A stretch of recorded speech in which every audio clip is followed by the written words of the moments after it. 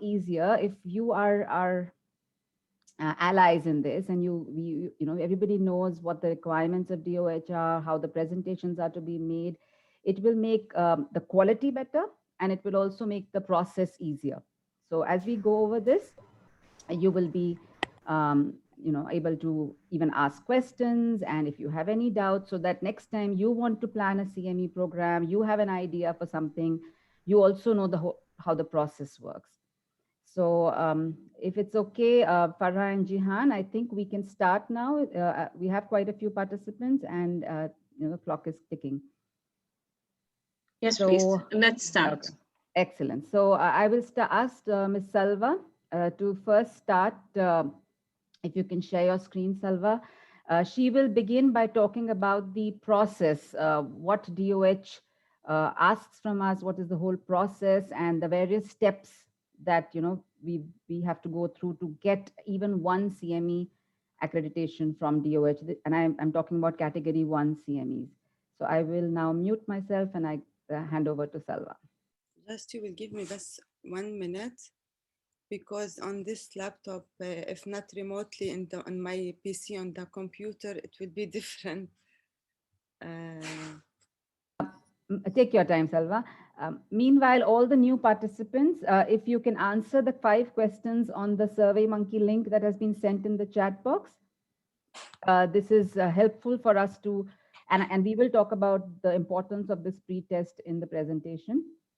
But this is also for you to get an idea about what we're going to talk about, and very, very important for us to be able to give you the certificate, especially in the category 1 CMEs.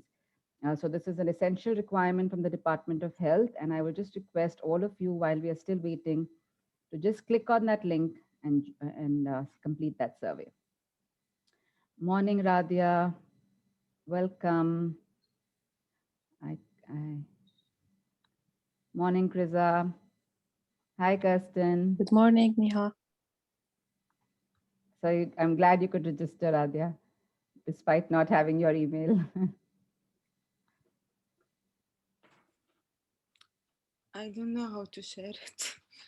Okay, have you, okay, let me see if it's in my mail. I'm using iMac, so. Okay, have you sent it in the mail to us? Are you able to email it to me, Dr. Ms. Salva, or to Jihan? Okay, just give us a minute. As expected, we always have some technical issues online, but we'll be back in a minute.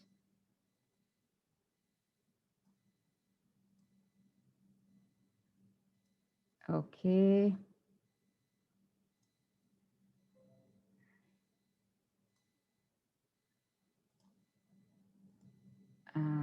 Salva, are you able to email it to me? You're on mute.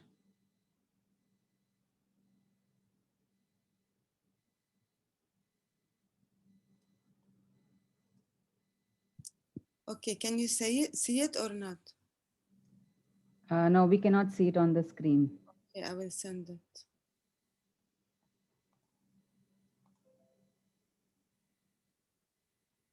I'm so sorry for that. Because I cannot connect remotely to the.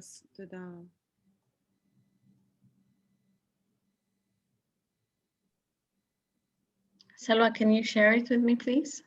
Yeah, I'll send it to you.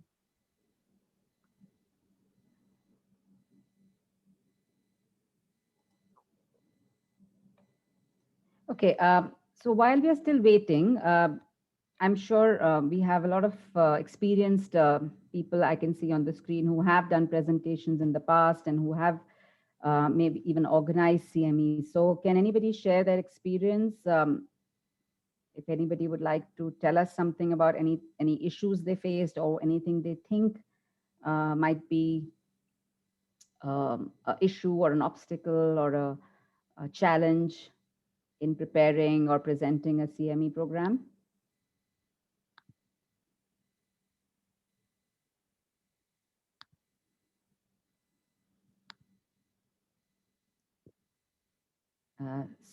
Sonal, if you're here, would you like to share your experience?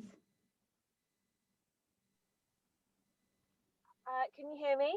Yes, Sonal, welcome. Yes, Donna. So with the presentations, I think one thing that's difficult is the actual topic, finding a topic that you think that is going to be helpful and relevant and something that majority of people can benefit from. I know, like, working with you and Salwa, we've tried to find this easier, like doing a survey and everything. So hopefully this is not a difficulty that will be faced with other people moving forward. Yes, very correct. Yes, very correct. I'll just mute you. Yeah, so basically what Sonal said is very right. And many a times all of us, and this is something that I used to be concerned about, that we get invited to CMEs and we have programs being done, but are they really of benefit to us, and are they really going to help us? So that's where the concept of target audience will come in. And we will talk about that also in a bit. So basically what Sonal is trying to say is that we have to find a right topic for the target audience, or the audience that we are trying to address. So I think Salva has been able to share her presentation. So I hand over to you, Salva, now, and we can start.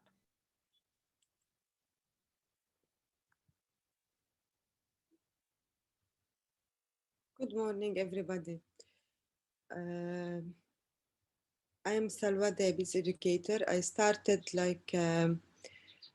working in diabetes center since we opened in 17 February. I started 17 February 2013. So it was very, very quiet day that days when we opened in the beginning. So we found there is so much time to use by the time we have patients, because the patient number was, of course, less than now.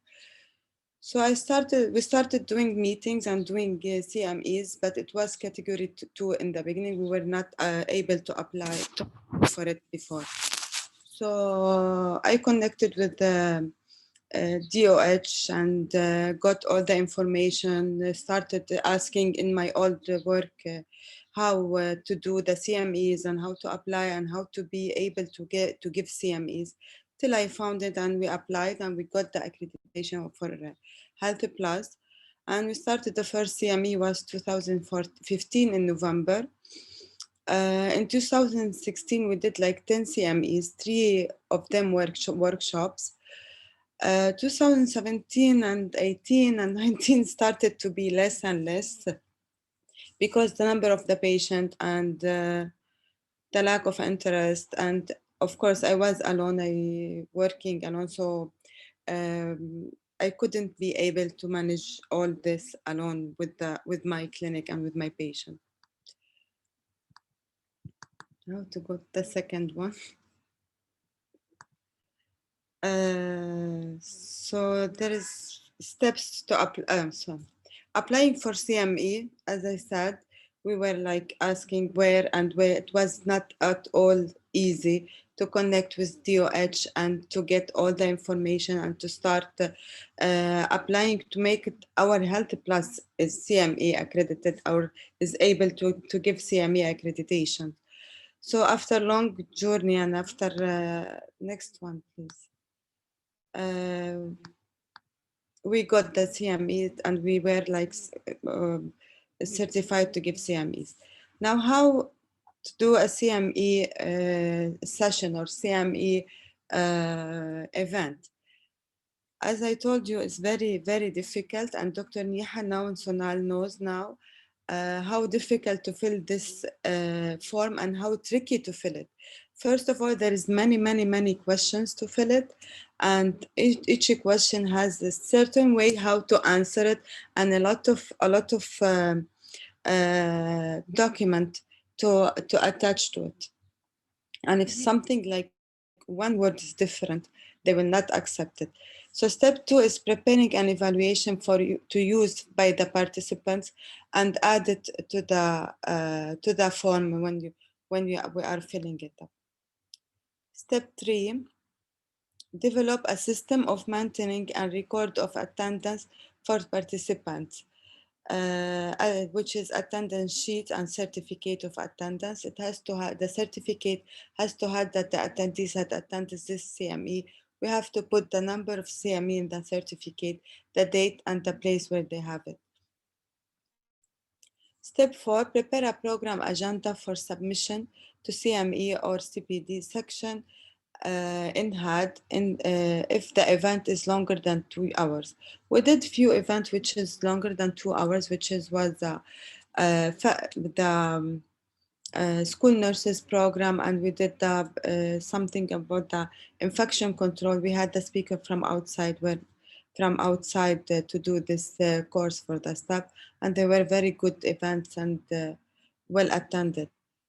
And it was from outside the Health Plaza attendees, not only from Health Plaza. Step 5, prepare the following document prior to applying for HAD. I think we didn't get 4. The form are sample, okay. Sample evaluation form as per step 2, sample certificate of attendance, program agenda, brief CVs for all the faculty of speakers, copy of the flyer or the invitation, copy of the attendance record, the presentation slides, the abstracts and the handouts, faculty disclosure form, if applicable.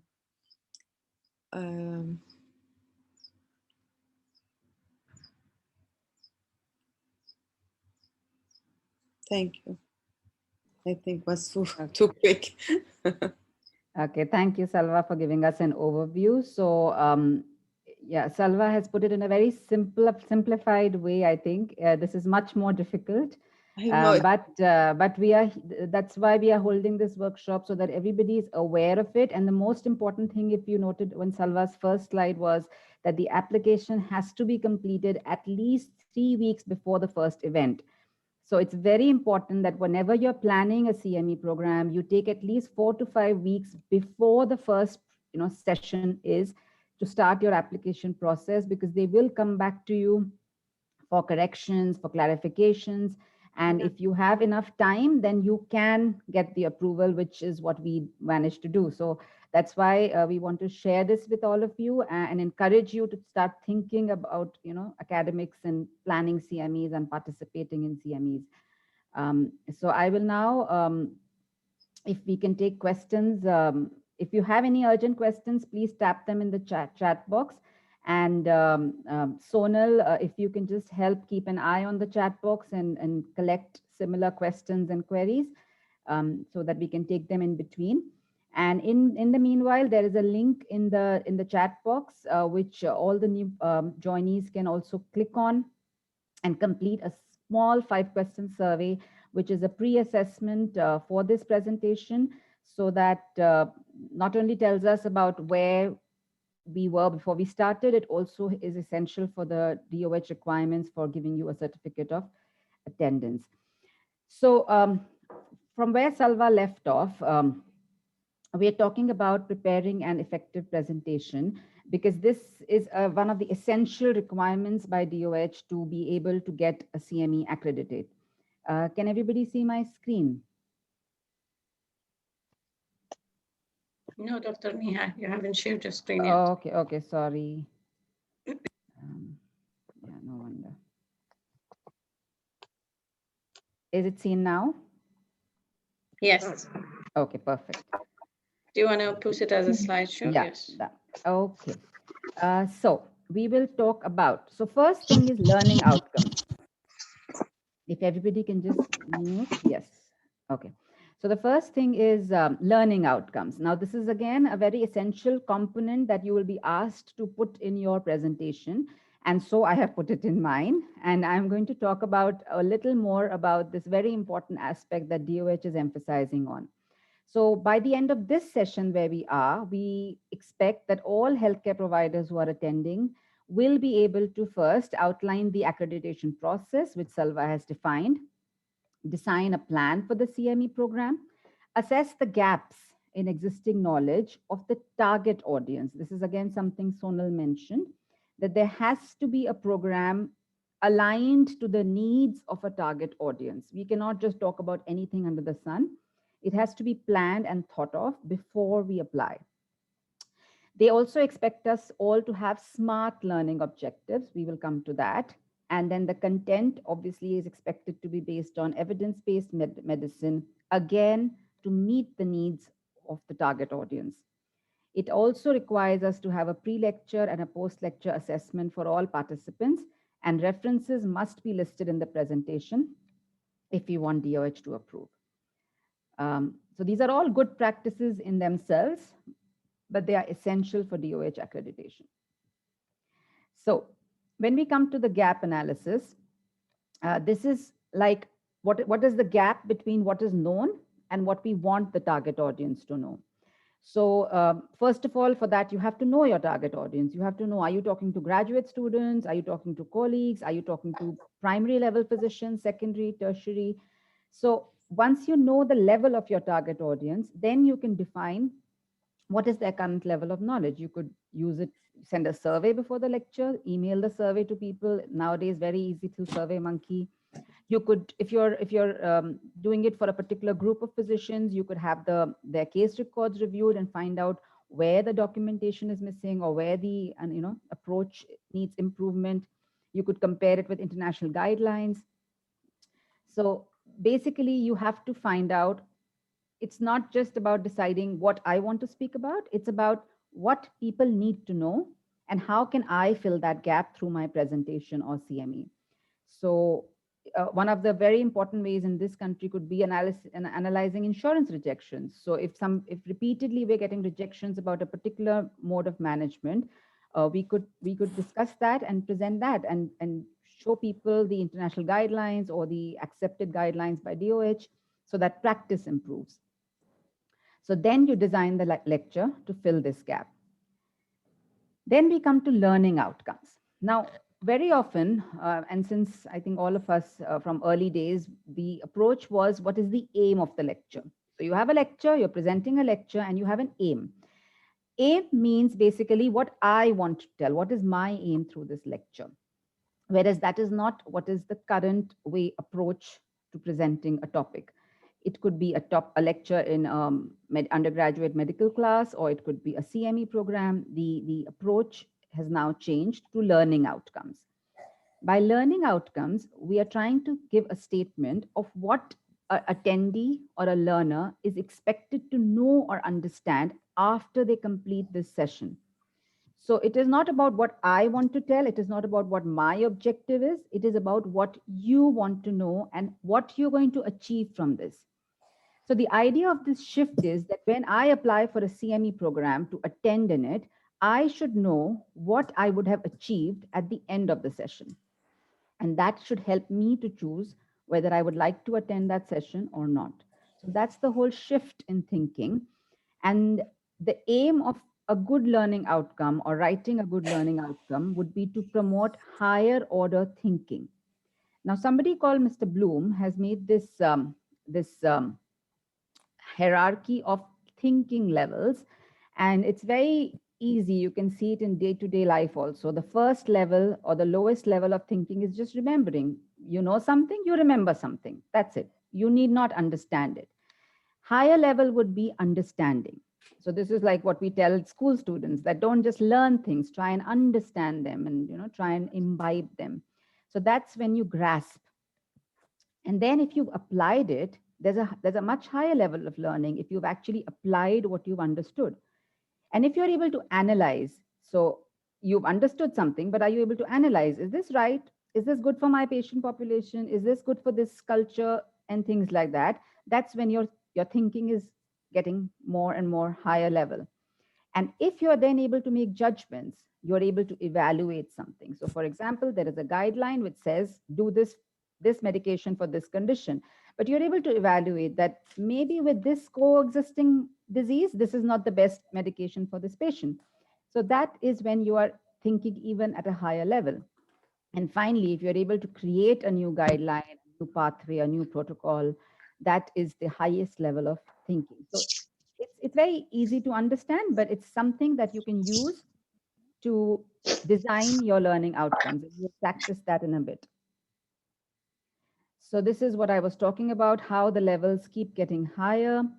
So when you're writing a learning outcome, it is advised that you use action verbs. So it is not just that I want to talk about how to manage PPH. No, it is action verbs that the learner will be able to perform the drill for PPH independently. So perform is an action verb. Will be able to write the steps of performing a semen analysis, would be able to plan a survey, would be able to, so words which are showing action. What will the learner be able to do? The DOH, as well as all international guidelines, ask us not to use the word understand. So when we say by the end of this lecture, my students will be able to understand preeclampsia, that's not good enough, because how do you assess understand? There are 10 students. How do you know how many have actually understood the process? So you have to use something more definable. And so start thinking about, if you want the person to be able to understand, what should they be able to do? So they should be able to describe the mechanism, maybe they can describe the correct method. They can explain the pros and cons. So if somebody can explain the pros and cons, can we please mute everybody? Thank you. So if you can explain the pros and cons, then obviously the person has understood the condition. Jihan, can somebody please mute everybody? Okay. And then think about where you're aiming on the Bloom's taxonomy. Okay, so then think about where you are on the Bloom's taxonomy and aim for higher order thinking. So here we have on the top the various levels of the Bloom taxonomy. And the first level is remember. So if your aim is just to make sure that people remember what you're telling them, you could say that the learning outcome is all the attendees will be able to describe the process. All the attendees will be able to name the drugs that cause this reaction. They can find it in this list. They can list the side effects of a particular method or medicine. They can write down the causes of a particular condition. If the aim is to make them understand, you can say that they will be able to explain the process, they'll be able to discuss, outline, restate, predict. When you are hoping that they will be able to apply that knowledge somewhere, you'll say that at the end of the session, they will be able to illustrate, classify, solve, use this to, so for example, if it is about taking a blood sample, they will be able to use the correct the correct syringe and needle to take an appropriate blood sample. So that becomes a learning outcome. If you want them to be able to analyze, you want higher order thinking, then you can say that by the end of the session, they will be able to categorize all the drugs into antihypertensives and not antihypertensives. So they'll be able to apply that knowledge that you have given them. If they're able to examine and explain, then it's analyze. If they're able to evaluate, so what would you like? So if you've given them, they'll be able to justify the use of a particular medication in hypertension. So that means they have not just remembered it, they've not just understood how that medicine works, they've analyzed it, and now they're able to give you the pros and cons and justify the use of a particular medicine in a particular medical condition. So this is a much higher level of thinking, and you can achieve this in your session if that's your aim. And if your session aims for them to be able to create, then that's the highest level of thinking. And today we are trying to help you reach that, because we want you to be able to design or compose or plan a CME program. So I hope that by the end of the session, all of you would have an idea about how to design a CME program and compose a presentation. So we'll come back to this slide when we give you a little exercise. This is again the same thing, and you can see that there is a whole lot of verbs that can be used. It's not just a few verbs like I showed you, and this is something, if you want, I can send it to you as an email so that you can use or refer to these verbs when you're planning a learning outcome. So I will give you here an example, and you'll be able to see how we can improve on the learning outcome. So the first is a poor example where the outcome is students should be able to independently design and carry out research. So here the verb is they should be able to independently design. So they have used an action verb, but they've not really specified by when, how much, what kind of research. So this is a little vague. Now, a better example would be students should be able to independently design and carry out experimental and correlational research. So here they've at least identified what group of research, because research is a very large topic. And the best or a better way would be students should be able to design and carry out experimental and correlational research that yields valid results. So here they've even defined the endpoint that it should be able to yield valid results. So this is how you can make your outcome more and more specific. And that's when we come to SMART learning objectives. So this is a question we asked in the pre-survey also. So SMART stands for specific, measurable, attainable, relevant, and time bound. So if you're taking a 1 hour session and you think that you'll be able to make them perform a cesarean at the end of it, then that's not attainable in that 1 hour session. So it should be something attainable. So what you could attain is that they will be able to elaborate the steps of a cesarean section, or they'll be able to elaborate the complications of a cesarean section. But in 1 hour, you do not expect them to be able to perform a cesarean section. So that's where the importance of attainable comes in. Specific, we have talked about. Measurable, so we have said, if I just say that everybody should be able to, apply this concept to their practice, that's not measurable very easily. But if I say that in the next 100 patients, they should be able to use this method or technology or history taking skill, then that's a bit more measurable. We can review their documents and we can measure it. It should be relevant, of course, to the needs of the target audience, and it should be time bound. So you have to mention by when will the student be able to do it. Immediately after the session, 6 months after the session, during the whole year's course, what is your time frame? So here is a good example of a SMART objective. So they are saying the time frame is upon completion of the difficult airway workshop. So who will be able to do it? The participants will be able to formulate, that's the action verb, an accurate algorithm for the management of an obese adult patient with inadequate face mask ventilation according to the American Society. So they have here defined that it is specific. It is in relation to a particular algorithm. It's measurable. So it should be an accurate algorithm. Attainable, because it's a workshop, so they should be able to formulate the algorithm. It's relevant because the participants are for an airway workshop, and it's time bound upon completion of the workshop. So we have to think of who will be able to do what, how well, and by when. So for a lecture on how to take blood pressure measurement, can anybody think of a good learning outcome?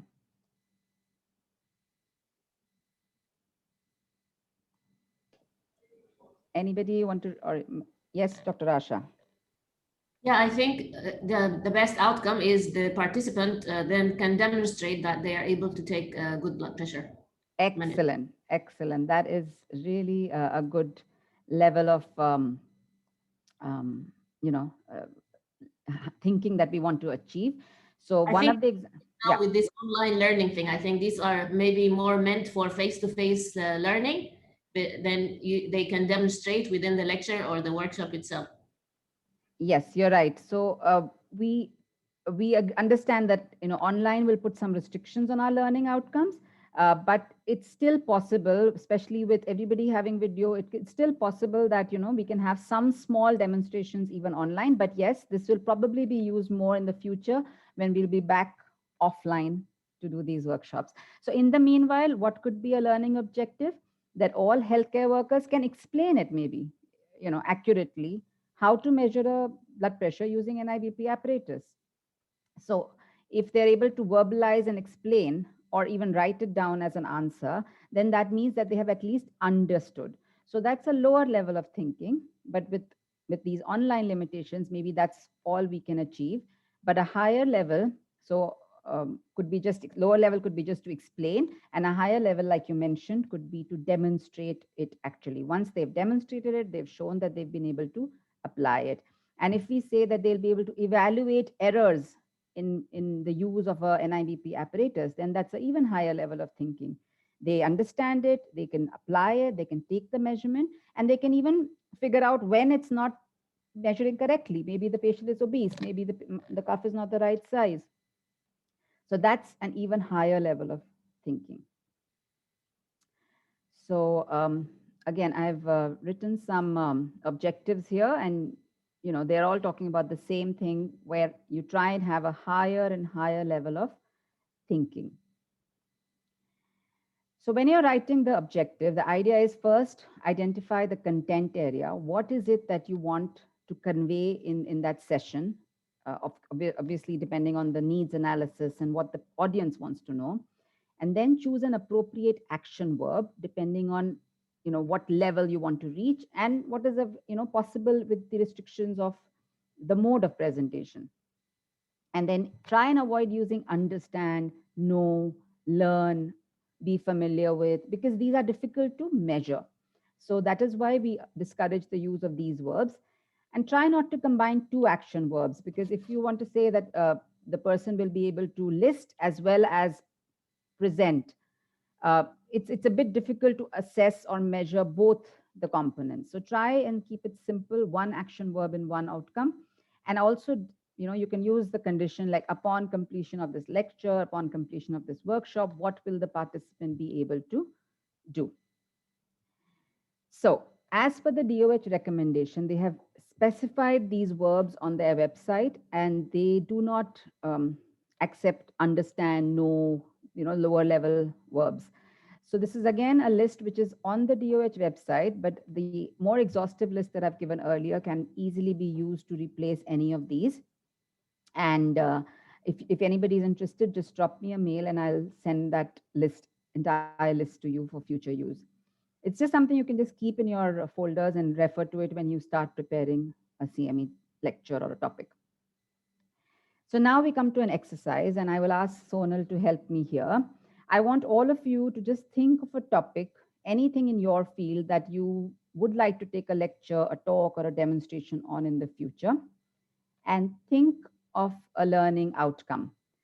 Just design any one or two learning outcomes, and then we can, if you can type it in the chat box, or if you're happy to speak it out, discuss it here, then we can do that. So if anybody would like to start right away, or if you'd like to take a minute and type it in your chat box, and Sonal can just go over those and let me know. Anybody has any questions till now?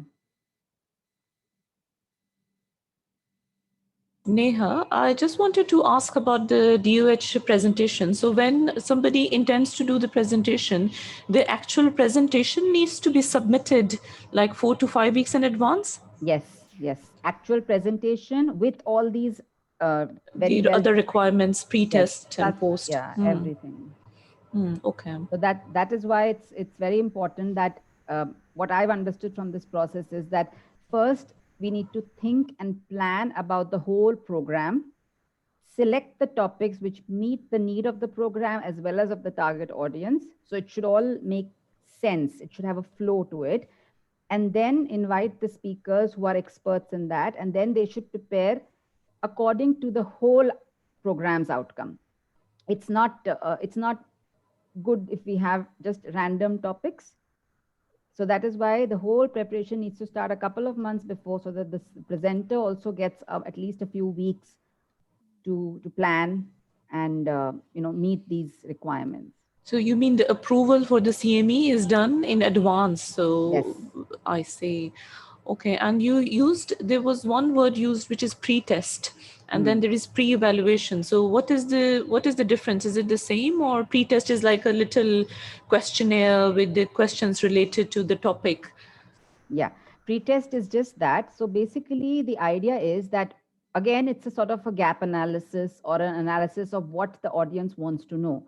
So if you send a few questions related to the topic in advance, And in physically, we used to give it before the workshop started or the session started. They would fill it and we would have the responses straight away. But here you could send it one day in advance through email and get all the responses. So that also helps the speaker to sort of plan. For example, I've made this presentation, but now I get that pretest and everybody has a wrong answer for the smart learning objectives. So now I know that in my presentation, I need to emphasize more on that aspect, you know. So this is how a pretest helps the speaker. Yeah, but it's And not something you could do like, just before the presentation. It needs to be done in advance, isn't it? Yeah, ideally, that would give the speaker enough time to sort of adapt and modify. But there is a concept of just-in-time teaching, which even before a lecture, like even in universities, they've done this analysis that even just before the lecture, the students were given a quick pretest. The teacher got them back, and teacher just went over it for 5 minutes to understand where the student's level is. And even that helped the teaching process, because the teacher in their mind, when a person is talking, they are the experts on that topic and they will talk from their perspective. But when you get an idea about what the audience wants to know or what the audience doesn't know, then you're able to sort of adapt your 1 hour, 2 hours sessions to more tilted towards that. So your presentation may not change, your PPT slides may not change, but still the emphasis will change. So even that was shown to improve learning. So ideally, yes, if we can get it a day or two in advance, the speakers will have an idea, they'll adapt, they will include that information and make it a better presentation. Okay. But if not, then just-in-time learning can also be done. Okay, thank you. And the evaluation is actually an evaluation of the program. So for example, there will be a pre-test related to the topics discussed in the lecture. There'll be a post-test, which is again the questions on the topics discussed in the lecture, to compare how much the audience learned from before attending to after attending. And then the evaluation form is actually about the practical aspects of the CME program. So things like whether it was at a convenient time, whether it was at a convenient location, whether the speakers were good, whether the topics covered. So it's a more general sort of Like an evaluation. like a feedback. Yes, exactly. Okay, thanks a lot. Okay, thank you for the question. Sonal, do we have anything on the chat box? Anybody's designed a learning outcome? Yes, we do have a couple suggestions. I was just writing down Dr. Rasha's example, actually, which was quite good. Do you want me to read it out? Yes, please. So Dr. Rasha suggested stress management as a topic, and her learning objective was understanding the different types of stresses, different relaxation skills, and then in brackets, demonstrate understanding and ability to perform techniques such as progressive muscle relaxation and abdominal breathing, which is great. Obviously, I don't think we're allowed to use the word understanding.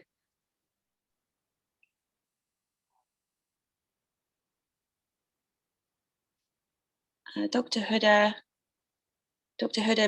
discussed the importance of weight management. Okay.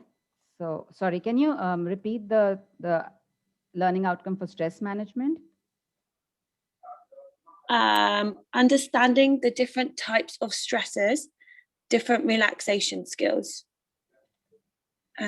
She's also put in brackets, demonstrate understanding and ability to perform techniques such as progressive muscle relaxation or abdominal breathing. Okay, so here is a, I don't know if you can see my screen. Can you see my screen? Yes. Yes. So the first one talks about understanding the different types of stresses. So Dr. Rasha or anybody else, would you like to change the verb there and see what, instead of understanding? So if somebody's understood the different types of stresses, what verb could we use for them to be able to prove or for us to measure their understanding? If you go back to this one, so if they've understood, maybe they should be able to discuss the different causes of stress. Maybe they can explain the different types of stress, and or they could, if they are able to analyze it also, then we could expect the learning outcome to be that the attendees will be able to compare and contrast the different types of stresses. Does that sound okay to you, Dr. Rasha? Indeed. I think I just wanted to demonstrate that the first word that comes to your mind is you want people to understand. But I think it's important to realize that this is not what the DOH is looking for. Yes, exactly. So that is exactly what we are trying to do here, where we are trying to say that, yes, the thought in your mind is that you want them to understand, but the sentence that you have to write, the outcome that you have to write has to be more measurable and more specific. So, okay, let's come to the different relaxation skills. So so like you said, demonstrate is a good word for that. So they should be able to demonstrate, or maybe they can plan a relaxation session using these skills. So again, these would be more higher level thinking, where they've not just understood the different relaxation skills, they've learned how to perform them, and also maybe even plan a session based on a patient's requirement. So again, going higher and higher in the learning order. Okay, yes, Dr. Huda also had one, Sonal.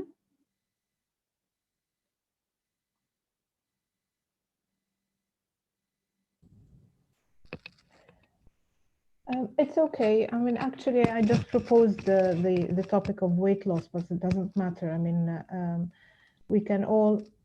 No, you don't add that in the stress management. Although weight loss can be a strategy for stress management, but it's just, okay. As a technique of dealing with it. Okay. But if we have to talk about weight loss, Dr. Huda, can you suggest a good learning outcome? Yeah, so again, discuss the importance of weight management, discuss or demonstrate, and I like the contrast and compare the different methods of weight management. So I think that's a good. Excellent. Yes, so that means they have not just learned or remembered the different methods of weight loss, they have understood them, and they are now able to analyze the different methods and then see which suits their particular patient better. So this is a much higher level of thinking. So if you are able to achieve that in your session, then the learner will go back with a skill added to them. So that's much, much better than just them being able to describe the different methods of weight loss, right? So I hope you're getting how we can get a higher and higher level of learning outcome by thinking about a different learning outcome. Any other suggestions, Sonal? Yes, there was one from Rania about routine vaccinations. She said, discuss precautions and contradictions and special vaccination concerns. Okay, so there is discuss here. So that basically people should have understood the vaccination and their, and what other verb has she used? That's it. She just put discuss, but then listed a few things that we should be able to discuss. So precautions and contradictions and special vaccination concerns. Okay, so maybe if we say that discuss, and also they can explain. If we say explain the risks and the special concerns, then we are moving from just understanding level to make sure that the attendee is able to if they're able to explain, that means they have analyzed the various concerns with certain vaccinations, and then they are at a higher level of thinking. So this just doesn't stop here, actually. So if you're seeing what we are doing here is, if we are trying to move from a lower level of thinking to a higher level of thinking, which is analyze, we also have to adapt our presentation. So it will now not just stop at listing the various side effects or complications that can happen with a vaccination schedule. Now we are going to have to teach them how to analyze and how to explain it to their patients. So this improving our learning outcome to a higher level of thinking is actually helping the presentation to go to a higher level. And so when you as a participant looks at a CME program and you see a learning outcome which says that you will be able to plan a CME program, I think you will be more interested to attend that than if you say, you will just be able to list the items needed for a CME program. So you see, even as an attendee, even as a presenter, it just lifts the level of the program and of the presentation. And then obviously the presenter plans and their CME accordingly. So I think we're running out of time here. So I'll move on to the next. So this is about learning outcome. This is very important from DOH perspective. And I think it's very important from a presenter's perspective also that we think along these lines. So quickly, I'm not talking here about what is the font size of your presentation and bullets and all that, because I know all of you are experts, but just a little bit about evidence-based medicine, because DOH does look into that aspect as well.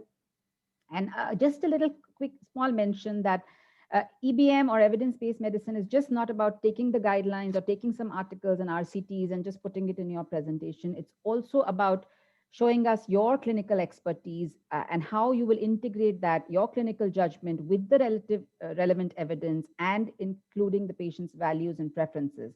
So in this country, especially the cultural aspect, if it's reflected in your presentation, then that's much more valuable to the attendee. And like we talked about the pre-lecture and post-lecture, so a few questions just to assess the current level of knowledge, just few 5 to 10 questions. It can help you to adapt your presentation. And like I told about just-in-time teaching, where even if you get it a minute or two before the presentation, you can just go over it and adapt your presentation to meet the needs or to meet the gaps, what people really don't know. And this can give a heads up to the participants about what the topics are going to be, and obviously acts as an additional layer of repetition, memorizing. So when all of you will now get the link for the post test, it will be the same questions, but this time we expect that the answers will be much more accurate, and hopefully you would have learned that from the presentation. And in the end, this is again very, very important, because when we are collecting the CME presentations and submitting it to DOH, this is one of the roadblocks that we face, that there should be references at the end of the presentation. Try and include recent references that supports our application and also your presentation. Use any one format. So there are various formats available for citing references. It could be the Harvard, Vancouver, APA, or any other that you're using, but please try to use the same method in your citations. So they have a specific way of how to cite it in text or in the slide itself, and then there's a way to list it. So it's very simple. There are sites available, like Cite This For Me is one of the sites that I use. Just go on that, put in the topic of the journal article, and you will get it in the format that you wanted. And just copy it from there and put it in your end of your presentation. So follow a uniform method, because that's like the best practice. So try and do that, and do put your references at the end of the presentation also. A lot of people just put it in the slide with just the name of the author and the year, which is fine, but we need to have the actual citation at the end.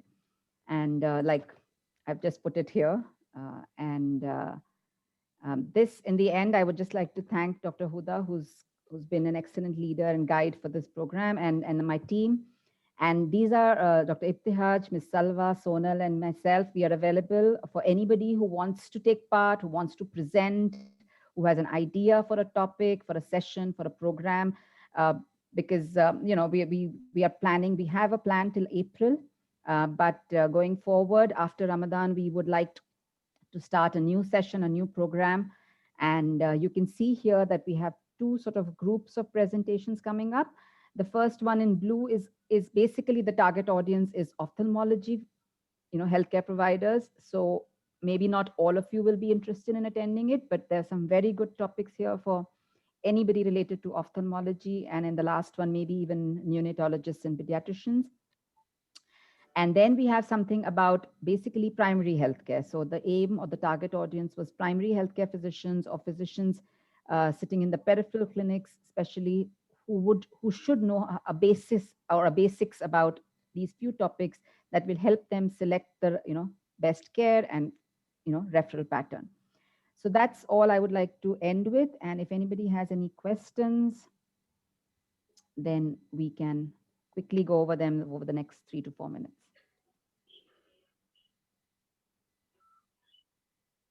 Thank you, Dr. Aniha, for this amazing, informative presentation. Really, it was very helpful. Thank you.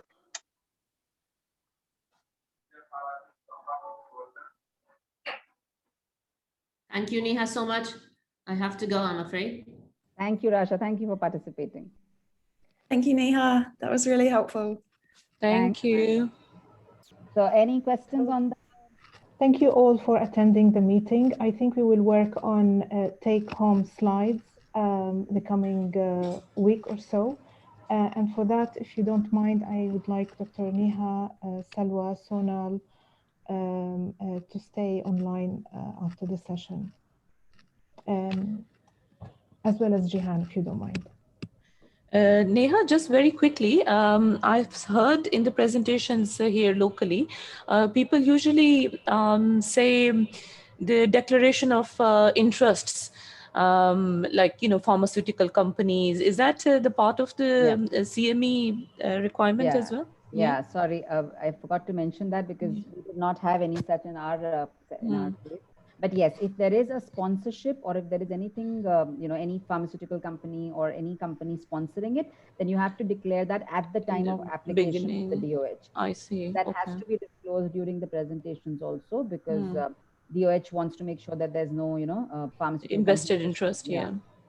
Okay. And it makes it very, very complicated if you do have a sponsor to get that approval, because a lot more documents and a lot more, you know, information is required by DOH. I see.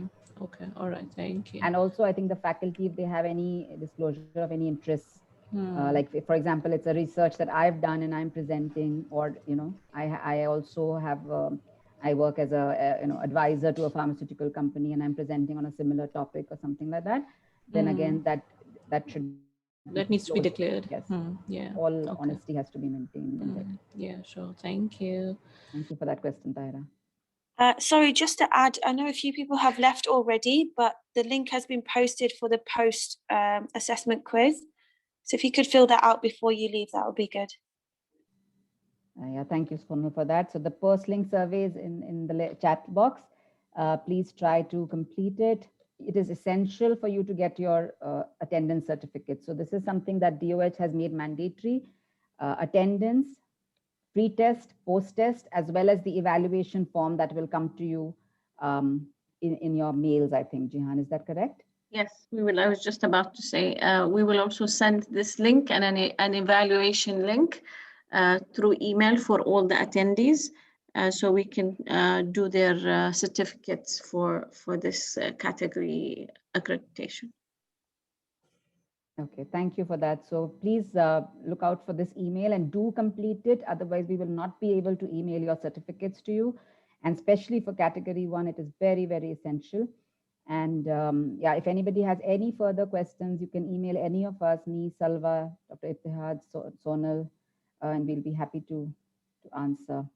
And I might send a list of all the verbs to that you can use for your learning outcomes to all the registered participants.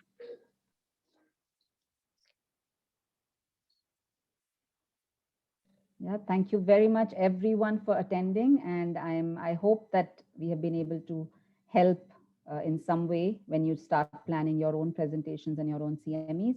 And please do reach out to us if you would like to present something, if you'd like to share your experiences and your expertise.